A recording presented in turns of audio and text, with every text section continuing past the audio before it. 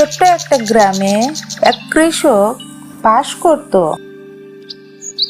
সে পরিশ্রম করে জমিতে ফসল ফলাতো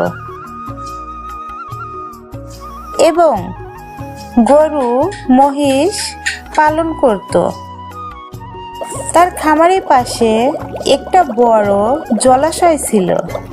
সেখানে নানা রকম পশু পাখি আসতো।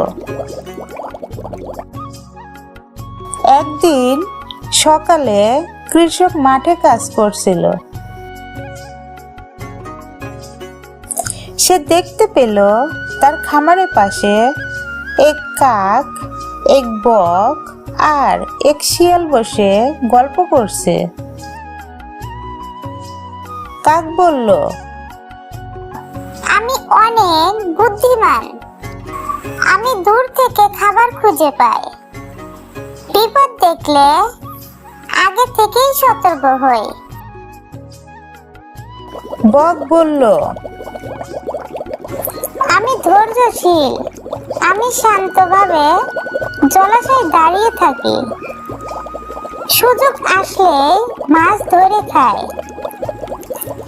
তাড়াহুড়ো করি না। শিয়াল হেসে বলল,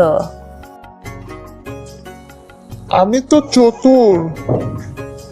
আমি চালাকির মাধ্যমে সহজে খাবার জোগাড় করি। আমি কারোর ফাঁদে পড়ি না। কৃষক দূর থেকে তাদের কথা শুনছিল। সে ভাবল, এদের মধ্যে কে সবচেয়ে ভালো? বুদ্ধিমান কাক, ধৈর্যশীল বক নাকি চতুর শিয়াল? একদিন এক শিকারী সেই এলাকায় এসে ফাঁদ পাতল। কাক উড়ে গিয়ে ফাঁদ দেখতে পেল এবং বককে সতর্ক করল। বক ধৈর্য ধরে ফাঁদটি পর্যবেক্ষণ করল, কিন্তু শিয়াল তা নিয়ে হাসল। সে বলল, এই সামান্য ফাঁদ আমার কিছুই করতে পারবে না। আমি চতুর। আমি সবকিছুই এড়িয়ে যেতে পারি।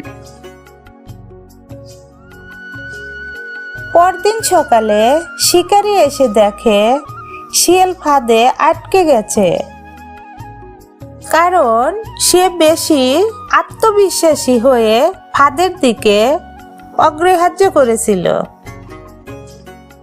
কাক উড়ে গেল। বক ধীরে ধীরে জলাশয়ে চলে গেল, কিন্তু শিয়াল ফাঁদ থেকে বের হতে পারল না। কৃষক এই দৃশ্য দেখে মনে মনে বলল,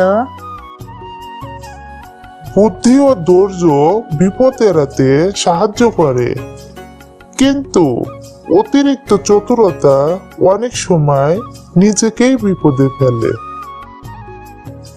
এই গল্পের শিক্ষা, বুদ্ধিমত্তা বিপদ এড়াতে সাহায্য করে। ধৈর্য ধরলে ভালো ফল পাওয়া যায়। অতিরিক্ত চালাকি অনেক সময় বিপদে ফেলে দেয়।